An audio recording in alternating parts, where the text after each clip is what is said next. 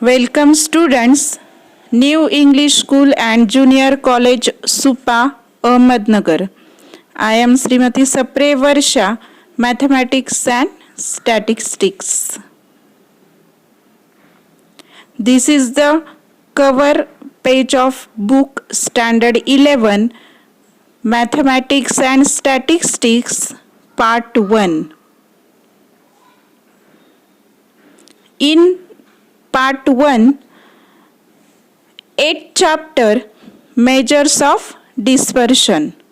In this chapter, let us study meaning and first point, meaning and definition of dispersion.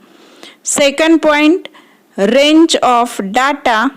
Third point, variance and standard deviation. आपला जो paper first आहे त्याच्यामध्ये आपला 8वा जो chapter आहे measures of dispersion, त्याच्यामध्ये आपल्याला 3 पॉइंट लर्न करायचे. पहिला जो पॉइंट आहे तो आहे meaning and definition of dispersion, दुसरा आहे रेंज ऑफ डाटा आणि तिसरा आहे व्हॅरियन्स अँड स्टँडर्ड डेव्हिएशन. आता पहिला पॉइंट जो आहे आपला meaning and definition of dispersion. विद्यार्थी मित्रांनो, मागच्या इयत्तांमध्ये आपण काही मेजर्स शिकलो होतो पहा. त्याच्यामध्ये मीन, मेडियन, मोड अशा प्रकारचे आपण काही मेजर शिकलेलो आहे.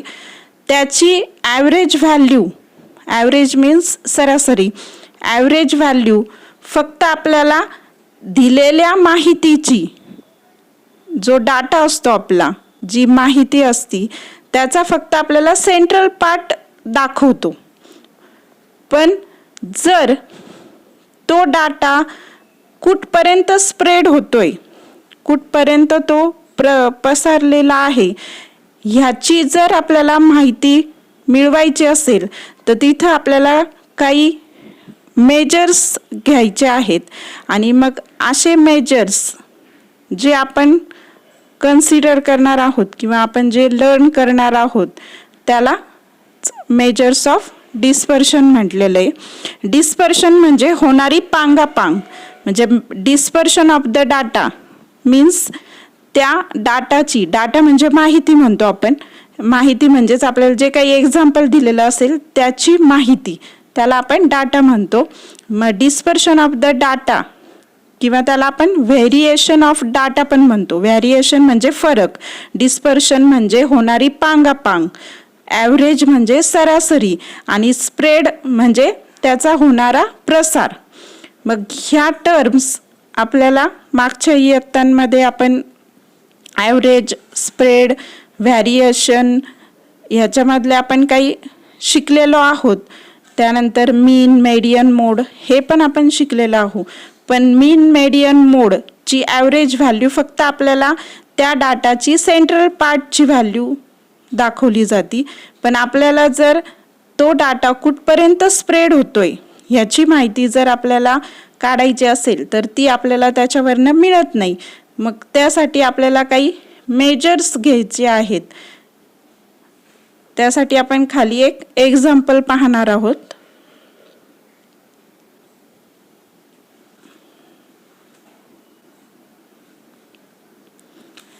Let us see, let us observe.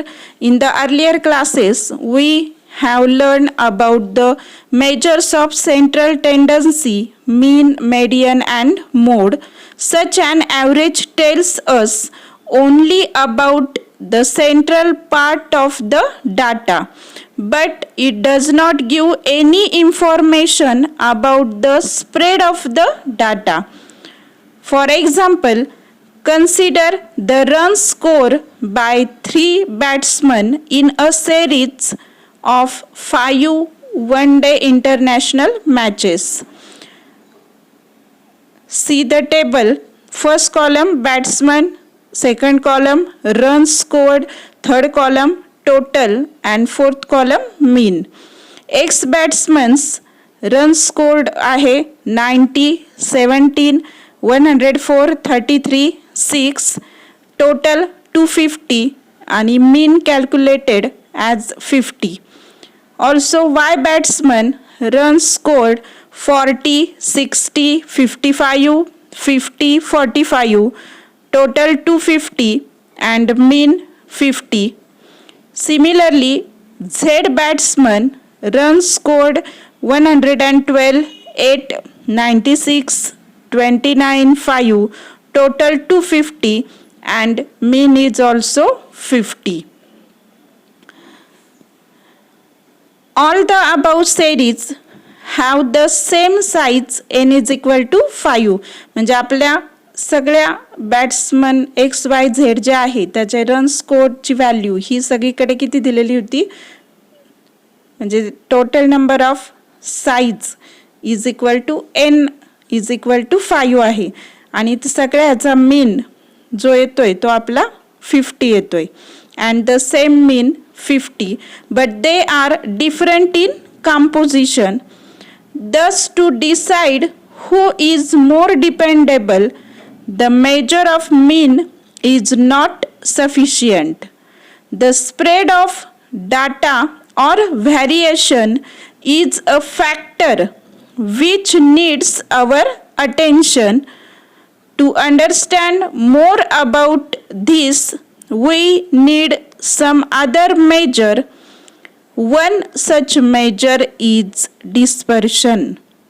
In the above example, observations from series X and series Z are more scattered as compared to those in series Y. So, Y is more consistent. The extent of scatter in observations which deviate from mean is called dispersion. Let us learn dispersion of the data.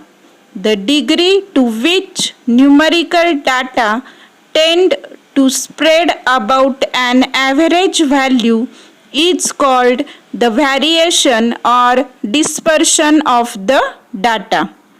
Next point, measures of dispersion.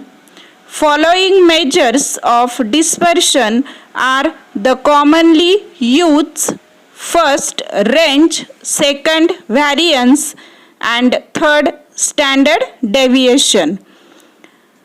Range means rank म्हणजे आपण त्याला श्रेणी म्हणतो, variance म्हणजे फरक आणि standard deviation म्हणजे प्रमाणित विचलन.